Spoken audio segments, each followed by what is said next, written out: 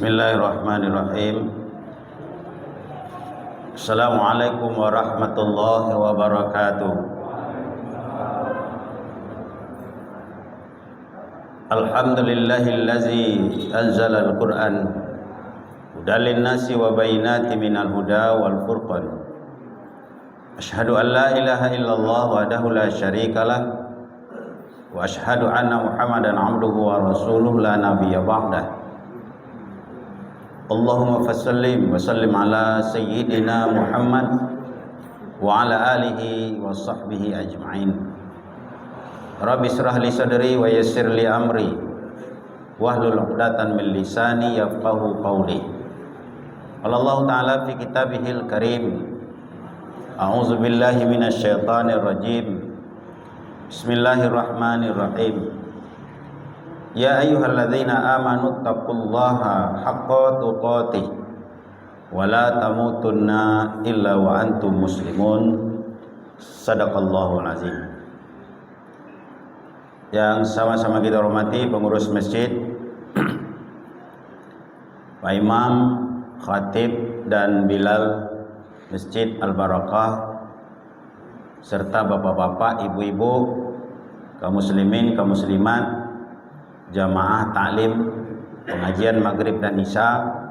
Mudah-mudahan kita semua selalu dan senantiasa dimuliakan oleh Allah Subhanahu wa taala.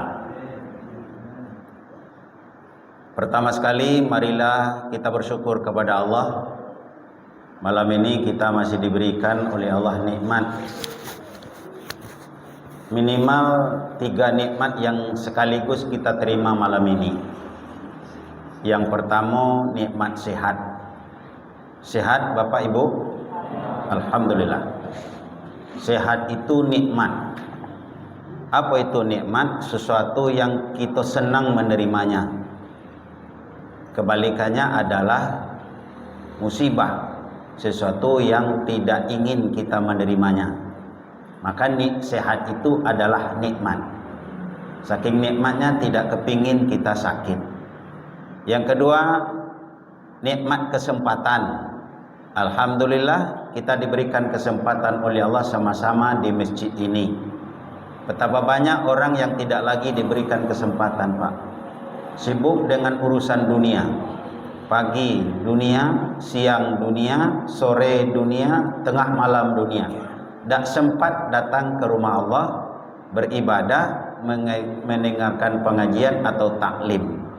Padahal lewat selalu di rumah Allah, tapi tidak pernah mampir karena diberikan kesibukan dunia oleh Allah. Mudah-mudahan kita tetap diberikan kesempatan bisa datang, bisa hadir, bisa ibadah di rumah Allah ini. Yang ketiga adalah nikmat hidup. Kenapa dikatakan hidup itu nikmat? Karena kita senang dalam hidup ini. Buktinya tidak ada seseorang pun yang berkeinginan mati. Berarti hidup itu nikmat. Untuk apa tujuannya? Untuk selalu membekali diri, menambah amal, meningkatkan iman, untuk menuju sesuatu yang pasti, yaitu kematian, dan muaranya nanti bertemu dengan Allah Subhanahu wa taala. Pak dan Ibu, dan 3 pahala sekaligus yang kita terima malam ini. Yang pertama adalah pahala silaturahim. Apa itu silaturahim? Pertemuan antara jamaah dengan jamaah, ustadz dengan jamaahnya. Dan silaturahim itu adalah pahala. Yang kedua adalah pahala yang kedua yang kita dapatkan adalah majlis ilmu, majlis taklim. Orang yang datang dari rumahnya datang ke masjid dengan niat mendengarkan pengajian, maka datangnya itu seperti orang yang sedang berjihad di jalan Allah, hatta yarji', sampai dia kembali pulang ke rumahnya. Dan yang ketiga, kita sama-sama nikmat pahala yang kita dapatkan adalah bisa melaksanakan sholat berjamaah maghrib dan isya dan mendengarkan pengajian. Duduk di majelis ilmu adalah seperti orang yang sedang beribadah. Bapak Ibu jamaah yang dimuliakan Allah Subhanahu wa taala, malam ini tanggal berapa ya sekarang? Kalau bulan Hijriah Berapa? 15. 14 Rajab. Nah, ini khilafiyah.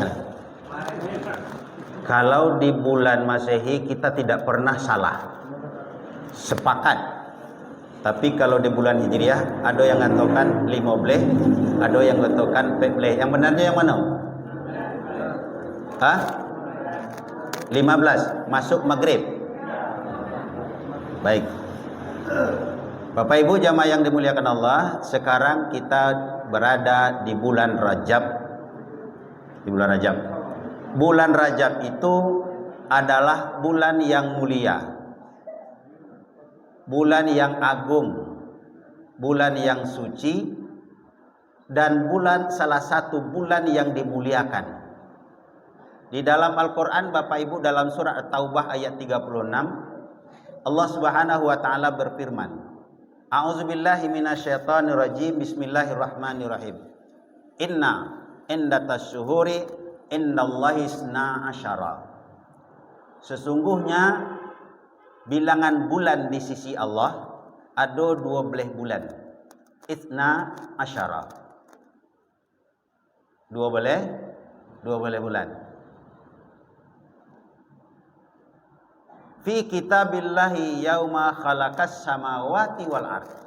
Kapan 12 bulan itu yang diciptakan oleh Allah? Sejak diciptakan langit dan bumi itu sudah 12 bulan. Cuman belum ditetapkan ini bulan satunya, ini bulan duanya, ini bulan tiganya, belum ditetapkan. Tapi di sisi Allah telah diciptakan 12 bulan. Kalau kita mulai dari bulan Hijriah itu dimulai dari bulan Muharram. Hafal kan? Muharram, Safar, Rabiul Awal, Rabiul Akhir, Jumadil Awal, Jumadil Akhir, Rajab, Sa'ban, Ramadan, Syawal, Zulqaidah, Zulhijjah. Hafal kan Pak Ibu? Hafal bersama-sama. Kalau seorang-seorang belum tentu juga. Nah, kemudian Bapak Ibu jamaah yang dimuliakan Allah, yang paling penting di bawahnya. Minha arba'atun hurum. Dari 12 bulan itu ada 4 bulan haram. Nah, bulan haram tadi sudah saya sampaikan, bulan suci, bulan yang mulia, bulan yang agung. Minha arba'atun hurum. Di dalamnya ada 4 bulan haram. Dalam Al-Quran tidak dikatakan 4 bulan haram itu yang mano-mano, tidak ada Pak. Makanya dilanjutkan oleh hadis. Maka fungsi hadis itu 3. 1, memperjelas apa yang ada dalam Quran. Yang kedua, memperkuat apa yang sudah ada dalam Quran. Yang ketiga, membuat hukum baru yang tidak ada dalam Quran. Itu fungsi hadis. Maka kalau sekarang fungsi hadis memperjelas yang 4 bulan itu yang mana.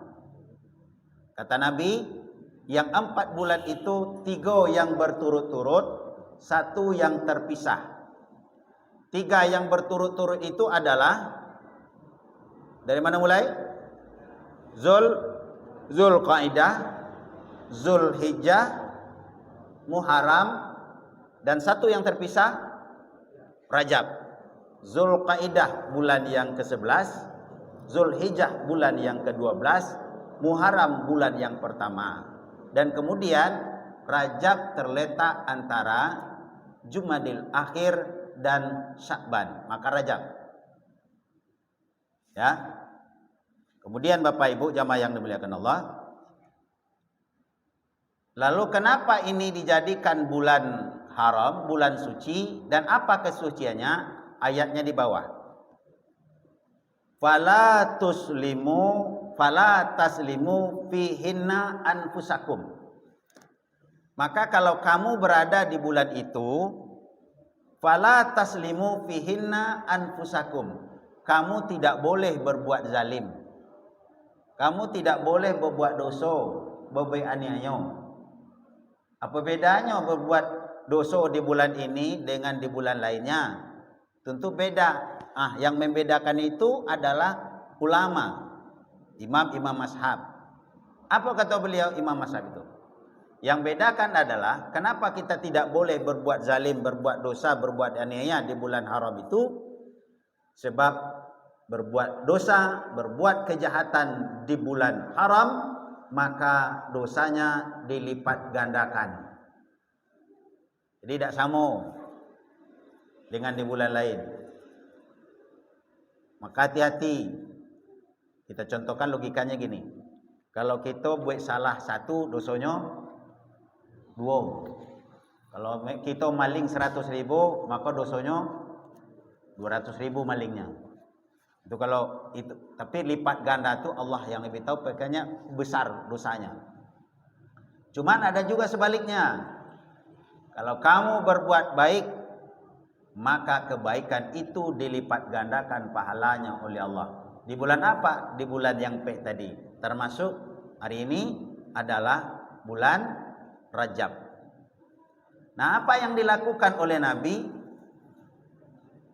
Kalau kita berbuat baik, kebaikan itu dilipat gandakan. Banyak yang dilakukan Nabi. Yang pertama, beliau Rasulullah SAW melakukan di bulan Rajab itu memperbanyak puasa sunnah. Tapi Bapak Ibu, tidak ada bedanya puasa sunnah tanggal 1, tanggal 2, tanggal 3, tanggal 4 sampai tanggal 3 bulan Rajab. Nah, banyak di antara yang kita lihat Bapak Ibu, yang kita dengar, bahkan ada di WhatsApp kita, besok tanggal 1 Rajab, siapa yang berpuasa tanggal 1 Rajab, maka akan diberikan pahala segitu, dibebaskan dari. Sama Pak. Jadi bulan tanggal 1 Rajab sama dengan tanggal 2 sama tanggal 3, tidak ada bedanya.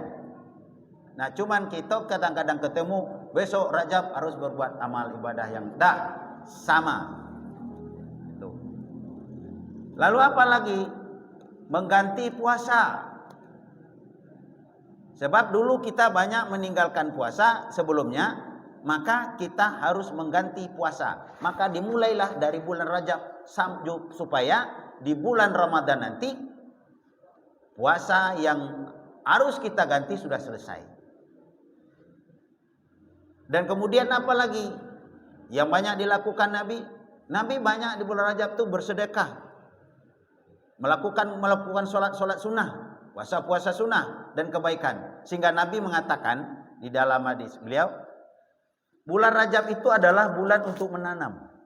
Apa yang ditanam? Kebaikan. Bulan Sya'ban adalah menyiram tanaman itu, menyiram kebaikan. Dan bulan Ramadan adalah memetik hasilnya.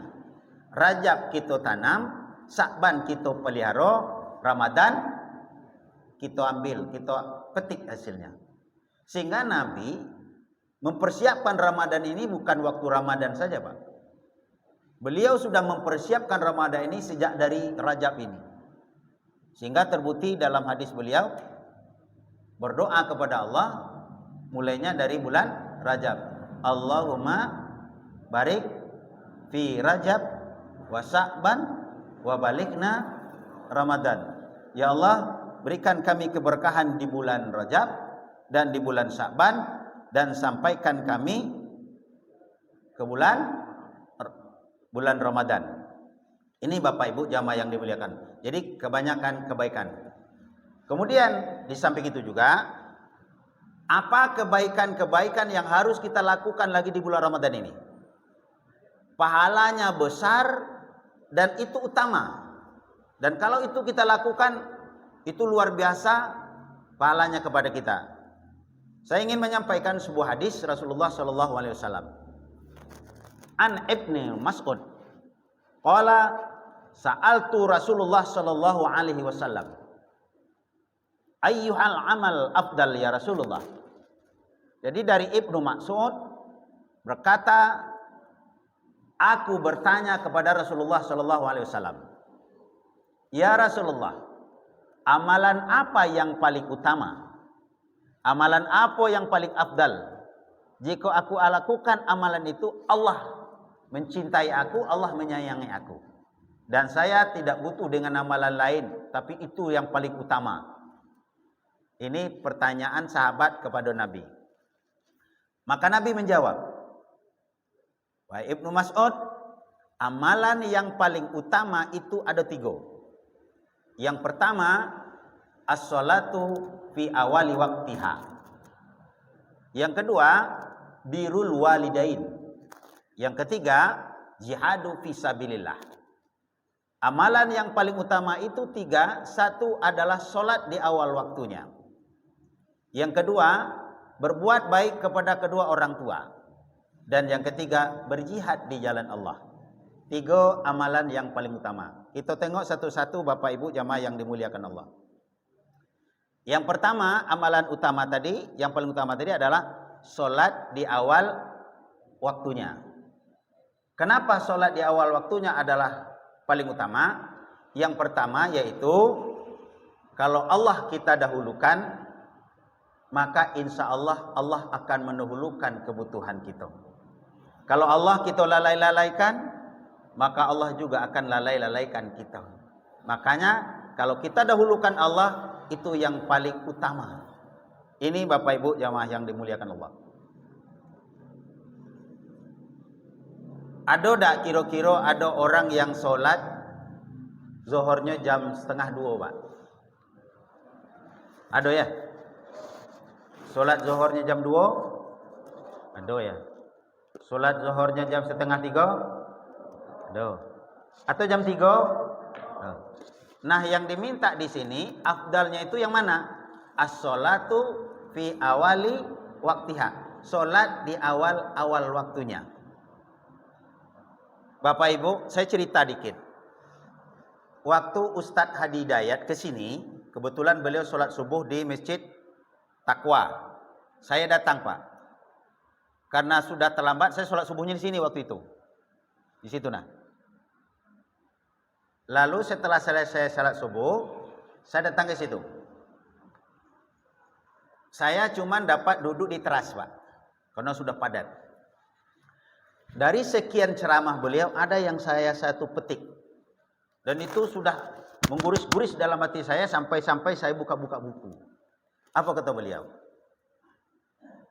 Orang yang ketika mendengar azan, lalu dia pergi datang ke masjid, maka orang itu imannya standar, kata beliau. Nah, bayangkan Pak, orang yang ketika terdengar suara azan, lalu dia berangkat ke masjid, maka imannya standar. Standar itu apa tuh Pak? Hah? Pas-pasan kan? Saya bingung. Azan orang, kita siap ke masjid, pergi datang ke masjid, imannya standar. Bagaimana kalau kita datang ke masjid, imamnya sudah azannya sudah qomat? Itu di bawah standar lagi. Nah, bagaimana kalau sholatnya tidak di masjid? Itu di bawah standar lagi. Apalagi sholatnya tidak sholat sama sekali. Orang yang sholat saja, mendengar suara azan dia berangkat ke masjid, imannya standar.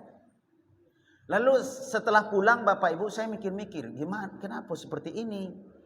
Saya termasuk seperti itu, banyak. Azan baru kita uduk ke masjid. Kan dengar azan. Kemudian saya mendapat jawabannya. Apa jawaban yang saya dapatkan? Ternyata apabila kata Allah, kalau hambaku itu senang bertemu dengan aku, maka aku jauh lebih senang bertemu dengan mereka.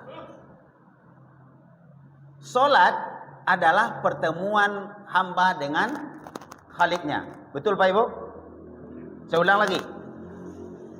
Allah, apabila seorang hamba senang bertemu dengan Allah, Allah jauh lebih senang bertemu dengan hambanya. Salat adalah pertemuan kita dengan Allah, ngobrol kita dengan Allah. Berarti Bapak dan Ibu, namanya kita senang, maka sebelum waktu masuk itu kita sudah siapkan. Kenapa? Karena kita akan bertemu dengan Allah. Tapi ternyata tadi Ada yang solat zuhur jam 2, ada yang solat zuhur jam setengah 3. Bahkan ketika azan di masjid, apa kecenya? Ai lah zuhur puluh. Ada yang model itu? Azan asar di masjid, nah lasar puluh. Tunggulah sebentar. Ibu bapak jamaah yang dimuliakan Allah termasuk Julisman, senang tak bertemu dengan Allah? Senang tak bertemu dengan Allah? Nah, pertemuan dengan Allah itu solat, maka kita harus persiapkan sebelum azan kita sudah siap untuk menuju solat. Udah beruduk dan segala macamnya. Itu kalau senang. Yang kedua saya cari-cari lagi, Pak. Ketika kita meninggal dunia, itu pertemuan kita dengan Allah. Benar apa tidak, Pak? Inna lillahi wa inna ilaihi. Pertemuan dengan Allah. Apabila seorang hamba senang bertemu dengan aku, kata Allah, aku jauh lebih senang bertemu dengan mereka. Maka kematian itu salah satu pintu bertemu dengan Allah. Sekarang Bapak Ibu saya tanya, senang bertemu dengan Allah? Nah, kalau nanti malam kita meninggal dunia, lah siap belum? Hah? Sekarang saya tanya aja begini. Andai kata Bapak Ibu diberikan kebebasan. Kebebasan apa? Hai hambaku, kau saya berikan, kau boleh pilih. Apa? Ini satu, apa namanya itu, umur engkau aku tambah umur, setahun 2 tahun. Nah, kau pilih mau tambah umur atau mau sekarang aja aku ambil. Mana yang kita pilih, Pak? Hah? Mau tambah? Padahal tadi kita sudah katakan, apabila hambanya senang bertemu dengan aku senang bertemu dengan mereka. Sekarang saya berikan pilihan, ternyata yang Bapak pilih tidak ingin senang bertemu dengan Allah. Apa kepingin? Nak nambah umur. Itu satu. Yang ketiga contohnya, Pak. Ini contohnya, Jo. Kalau kita senang bertemu dengan Allah, Allah jauh lebih senang bertemu dengan kita. Waktu Rasulullah SAW didatangi malaikat Israel, lalu dibisikkan oleh Nabi kepada Fatimah, dan Fatimah bertanya, wahai ayah, siapa itu yang datang? Kata Nabi Muhammad, yang datang itu adalah malaikat Israel. Apa reaksi Fatimah? Fatimah ini kan anak Rasulullah kan? Nangis Fatimah sejadi-jadinya. Lalu kemudian dibisikkan oleh Nabi lagi ke telinga Fatimah. Dan Fatimah saat itu juga tersenyum, Pak. Yang bingung Aisyah ketika itu. Lalu ditanya, wahai Fatimah, kenapa kau tadi dibisikkan oleh Nabi kau nangis? Waktu itu, waktu sebentar kau tersenyum. Cepat benar perubahannya. Maka dijawab oleh Fatimah, saya menangis karena yang datang itu adalah malaikat Israel. Saya menangis, alamat badan akan berpisah dengan ayah saya, dan saya tidak akan ketemu lagi dengan ayah saya. Makanya saya nangis. Jadi berarti kalau berpisah dengan orang tua dengan anak dengan orang tua, wajar nangis kan? Tapi kenapa kau tersenyum? Setelah kau menangis, kau tersenyum. Setelah saya menangis, saya tersenyum, ayah saya membisikkan lagi ke telinga saya. Apa yang dibisikkan? Wahai Fatimah, kau dak usah nangis, dak usah sedih. Sebab apa? Setelah ayah nanti meninggal dunia, yang akan menyusul dari keluarga ayah adalah engkau, wahai Fatimah. Tersenyumnya Pak, dikecekkan menyusul setelah Nabi. Kira-kira kalau anak kita nangis sebelum kita meninggal dunia, lalu kita bisikan, jangan nangis nak. Sebab apa? Yang akan menyusul ayah atau ibu setelah ibu ini, kau nak. Kira-kira senyumnya tidak? Apa jawabnya kira-kira, Bu? Jangan ayah cik itu. Angan mak cik itu. Oh iya. Lalu kenapa Fatimah itu tersenyum? Karena itu tadi, Allah senang bertemu dengan hambanya, hambanya senang bertemu dengan Allah. Kalau dia bertemu dengan Allah, berarti dia akan bertemu kembali dengan ayahnya. Nah, pilihan kita tadi meleset, Pak, sebenarnya. Tapi itulah kenyataannya. Itulah kenyataannya yang bisa kita lakukan.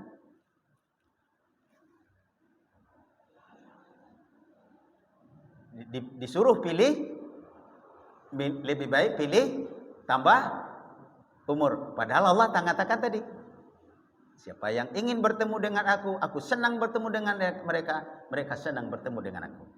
Ini contohnya kita sholat baru, Pak. Makanya dijelaskan yang paling utama itu adalah sholat di awal waktunya, karena itu adalah pertemuan hamba dengan Khaliknya. Maka wajar bapak-bapak dan ibu-ibu, sebelum waktu masuk, ibu-ibu bapak-bapak sudah siap. Kenapa? Senang bertemu dengan Allah. Cuman yang kematian tadi yang masih minta-minta tambahan. Yang kedua, bapak ibu jamaah yang dimuliakan Allah, apa amalan yang paling dicintai oleh Allah? Kata Rasulullah, yang kedua adalah birrul walidain, berbuat baik kepada kedua orang tua. Nah, ini sering kita dengar-dengar yang nomor 2 ini pada Ibu, tapi saya ulas lagi. Kenapa berbuat baik itu? Birrul walidain ini adalah amal yang paling utama, sebab kata Allah, berbuat baik itu kepada orang tua itu pahalanya nomor 2 setelah menyembah Allah. Dalam surat Al-Isra ayat 23. Kemudian kata Nabi, kalau orang tua kita masih ada, itu pintu surga terbuka baginya 1. Tapi kalau orang tuanya tidak ada lagi, berarti pintu surga sudah tertutup. Ternyata Bapak Ibu, pintu surga ini banyak, Pak. Ada dari pintu sholat, ada dari pintu sedekah, ada dari pintu puasa, dan ada dari pintu birrul walidain, berbuat baik. Makanya kalau orang tuanya kita tidak ada lagi, berarti pintunya tertutup, tidak bisa lagi. Kecuali nanti doa. Nah, birrul walidain, berbuat baik kepada orang tua itu apa? Mencari keridaannya. Saya ingin sampaikan sebuah cerita Bapak dan Ibu. Ini mungkin barangkali bisa disampaikan ke anak-anak kita atau kita pun sebagai anak. Nabi Musa alaihissalam, Pak, dia seorang nabi, dia seorang rasul. Di zaman dialah yang nabi, dialah rasul. Karena dia nabi dan rasul, pasti dia dimasukkan oleh Allah ke dalam surga. Tapi bingung Nabi Musa. Kira-kira nanti saya kok kan nabi, siapalah kira-kira yang jadi kawan saya nanti dalam surga? Lalu burisan itu disampaikan kepada Allah. Ya Allah, kata Nabi Musa, siapa yang kira-kira yang menjadi teman saya nanti dalam surga? Ya seharusnya kalau Nabi, maka kawannya Nabi juga. Tapi apa di luar jawaban, di luar perkiraan, jawabannya apa? Wahai Musa, temanmu nanti dalam surga, mohon maaf kalau tersebut, temanmu nanti dalam surga adalah tukang daging yang ada di pasar itu di pojok paling ujung. Ini ciri-cirinya. Bingung Nabi Musa, Pak. Masa kawan saya, teman saya di surga tukang daging? Saya kok nabi, tidak selevel. Tapi karena Nabi yang ngomong, Nabi Musa yakin dan dia ingin memastikan amalan apa orang ini. Dia datang ke pasar, Pak. Ditelusuri pasar-pasar itu, bertemu dengan tukang daging dengan ciri-ciri yang disampaikan oleh Allah. Oh, inilah rupanya. Tunggu sampai selesai, Pak. Setelah selesai Bapak dan Ibu, setelah selesai, apa kata Nabi Musa? Sudah sore, Pak, bolehkah saya bertamu ke rumah Bapak? Orang itu belum tahu, Pak, yang bertanya itu adalah Nabi Musa. Kata orang tadi, silakan. Kalau kau ingin bertamu dengan ke rumah saya, diikuti, Pak, sampai ke rumahnya. Sampai di rumahnya, apa yang dilakukan oleh tukang daging tadi? Ini dalam rangka birrul walidain, Pak. Diletakkan barang-barangnya yang ada dari pasar tadi, dia pergi ke dalam kamar. Lalu dia bawa sebakul besar dari anyaman itu besar. Disandangnya di pala. Ternyata di dalam itu bapak dan ibu adalah seorang wanita tua, sudah sakit-sakitan, kurus. Dan ternyata itu adalah ibunya, dibawanya. Lalu dibawa ke belakang, dia mandikan ibunya. Dia tidak mengerjakan pekerjaan lain, dia mandikan ibunya, dia tukar baju ibunya, dan dia suapi makanan. Dan itu dilakukan tiap hari pulang dari pasar. Lalu apa? Setelah itu baru dia mengerjakan pekerjaan yang lain. Setelah itu ditengok oleh Nabi Musa. Nabi Musa pun orang ibunya juga tidak tahu bahasa yang tamu itu ada Nabi Musa. Setelah diletakkan kembali ke dalam kamarnya, ditengok oleh Nabi Musa dari jauh. Rupanya ibuku berdoa, ya Allah, jadikan anakku nanti teman Nabi Musa di dalam surga. Dan itu langsung diijabah oleh Allah, langsung disampaikan kepada Nabi Musa, temanku nanti dalam surga adalah tukang daging. Apakah anak itu tukang daging tadi yang berdoa apa?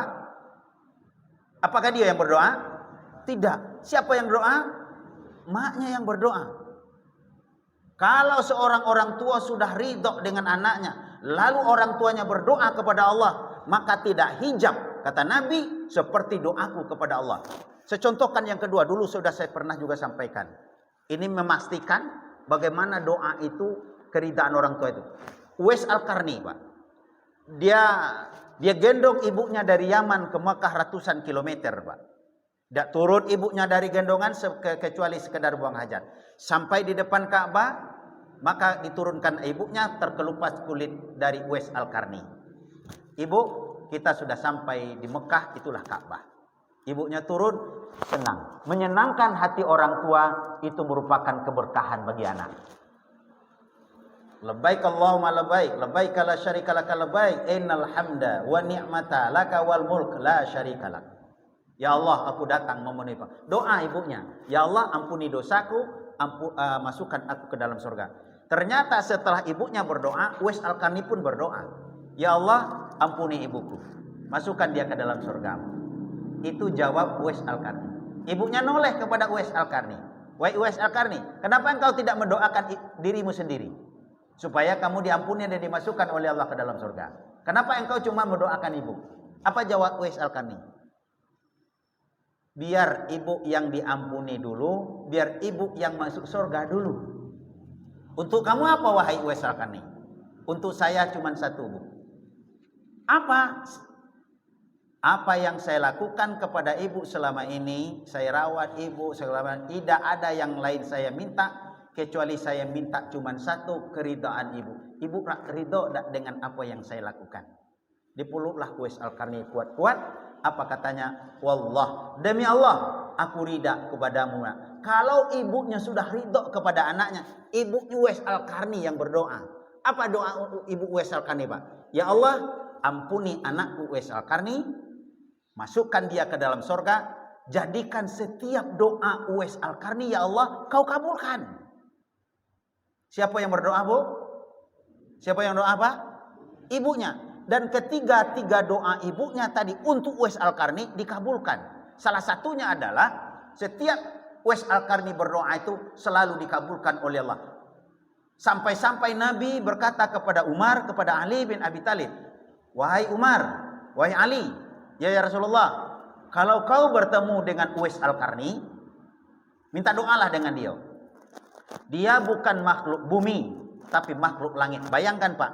Dia bukan makhluk bumi, tapi makhluk langit. Kenapa? Karena pengabdiannya kepada kedua orang tuanya. Lalu apa ya Rasulullah? Doa-doanya selalu diijabah oleh Allah. Kenapa? Karena permintaan ibunya kepada Allah agar doa Uwais Al-Qarni dikabulkan oleh Allah. Ini yang saya katakan tadi. Ayyuhal amal afdal ya Rasulullah. Amalan apa yang paling dicintai oleh Allah? Di antaranya tadi adalah birrul walidain, berbuat baik kepada kedua orang tua. Begitu juga sebaliknya, ketika kita berbuat salah, berbuat dosa kepada orang tua, maka Nabi juga mengingatkan kita. Ala unabbiukum bi akbaril kabairi.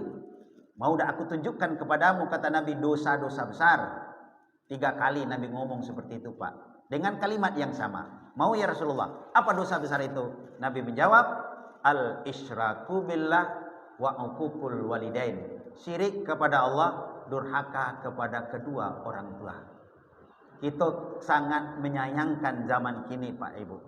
Seorang anak langsung melawan, menghardik, membentak, bahkan memukul orang tuanya.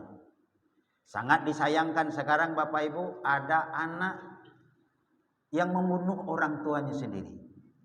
Ada seorang anak yang ngadukan maknya ke polisi, yang ngadukan maknya ke pengadilan. Nah ini kan sebuah dosa besar. Siapapun itulah orang yang melahirkan. Makanya ada suatu ketika Bapak Ibu jamaah yang dimuliakan Allah, ada seorang anak yang ngadu kepada Rasulullah. Dia ngadu kepada Rasulullah.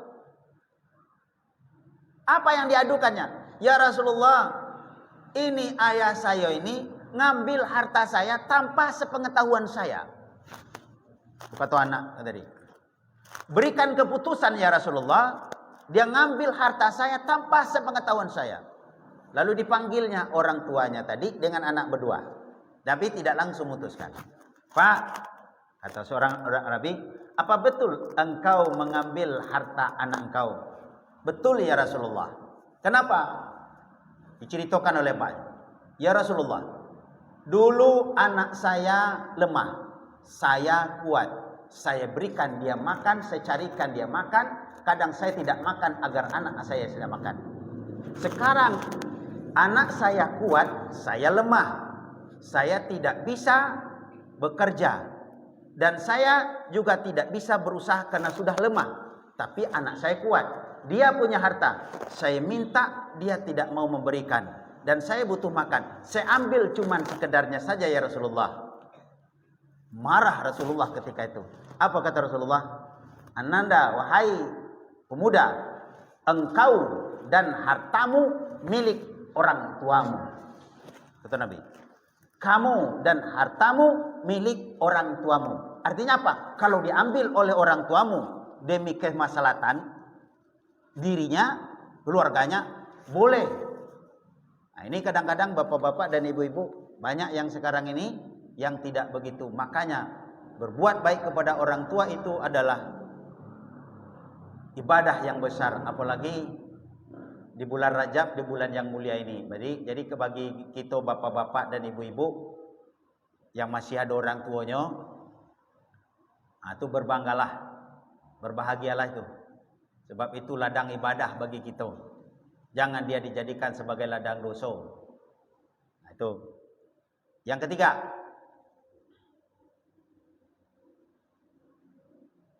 summa ayyu ya Rasulullah. Kemudian apalagi ya Rasulullah? Amalan yang paling utama itu jihadu fi sabilillah, berjihad di jalan Allah. Apa artinya berjihad? Bukan sekadar berperang. Berperang membela agama Islam itu bagian dari jihad, tapi bukan itu satu-satunya jihad.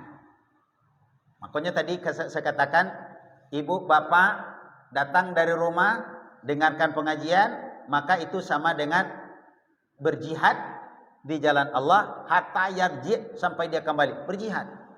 Membangun masjid berjihad, Pak. Bantu fakir miskin berjihad. Mendirikan pesantren berjihad. Itu jihad semua. Itu adalah amalan paling utama, Pak. Apalagi kita satu sama-sama seorang Islam, Pak. Saya pernah membaca dan sudah saya sampaikan kepada jemaah bagaimana akhlaknya Rasulullah, Pak. Apa akhlaknya Rasulullah? Rasulullah itu setiap pagi itu datang ke rumah orang Yahudi, ya buto disuapi terus, Pak. Setiap pagi, Pak. Dan orang Yahudi yang buta tadi, apa yang dia bilang? Dia caci maki Nabi, dia ejek Nabi, dia sumpahi Nabi. Padahal yang menyuapinya siapa, Pak? Nabi yang nyuapinya, Pak. Tapi apakah Nabi berdendam? Tidak, Pak. Itu Nabi itu kepada orang Yahudi. Apalagi kalau pada sesama muslim. Jadi Bapak Ibu jamaah yang dimuliakan Allah Subhanahu wa taala, jadi jihad itu banyak, yaitu membantu orang yang lemah, membantu fakir miskin, membantu anak yatim, itu juga termasuk jihad. Apalagi yang kalau ada di sekeliling gitu-gitu ini. Makanya kalau memang kita punya kelebihan harta segala macam, bantu tetangga kita, apalagi yang dekat masjid gitu. Maka fungsi masjid itu bukan sekedar tempat ibadah, tapi tempat bagaimana kalau ada orang yang kekurangan, kalau ada orang yang lemah, bisa kita bantu.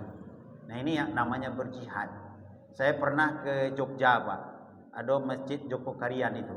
Joko Karian tuh, masjidnya biasa Pak, tapi orang di sekelilingnya itu dibantunya Pak, dibantu jadi masjid itu, dinolkannya rekeningnya itu, kemudian dibantu dan subsidi silang. Yang kaya memberikan infak dan sedekah, yang miskin di sekitar masjid itu Pak dibantunya dan diundang untuk ke masjid. Sehingga Pak setiap sholat di masjid itu Pak luar biasa membludak sampai keluar. Mungkin bapak-bapak dan ibu-ibu yang sudah pernah ke sana sudah punya pengalaman itu. Sampai keluar Pak maghrib itu. Sebab kebetulan waktu itu saya datangnya waktu maghrib sampai ke teras. Padahal masjidnya itu sederhana Pak, tidak bagus tidak, tapi lengkap di sana. Kenapa? Masjid bukan sekedar untuk diramaikan tempat sholat, tapi bermanfaat bagi lingkungan di sekitarnya. Maka berbahagialah kita kalau orang yang di sekitar lingkungan masjid bisa ditolong oleh masjid itu sendiri. Jadi 3 amalan tadi Pak ya. Yang pertama, amalan yang paling utama apa tadi? Sholat di awal waktunya. Yang kedua, berbuat baik kepada orang tua. Yang ketiga, jihadu fisabilillah. Tadi di awal saya katakan kita berada di bulan Rajab, bulan yang haram. Apa yang dikatakan bulan haram? Bulan yang suci. Fala taslimu fihinna anfusakum, tidak boleh berbuat zalim. Kenapa harus tidak dilarang berbuat zalim? Karena kezaliman dosanya dilipat gandakan. Kalau kebaikan bukan dilipat gandakan. Makanya mari kita menanam kebaikan di bulan Rajab, kita siram nanti di bulan Sya'ban, dan kita sampai di bulan Ramadan kita petik hasilnya. Allahumma barik fi Rajab wa Sya'ban wa balighna Ramadan. Barangkali itu saja yang bisa disampaikan. Masih ada waktu, kalau ada waktu silakan tanya, kalau tidak ada waktu cukup demikian saja.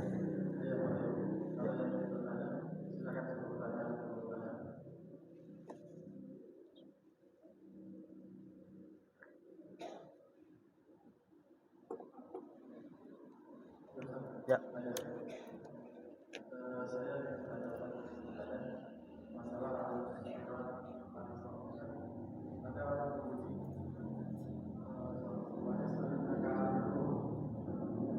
Apa?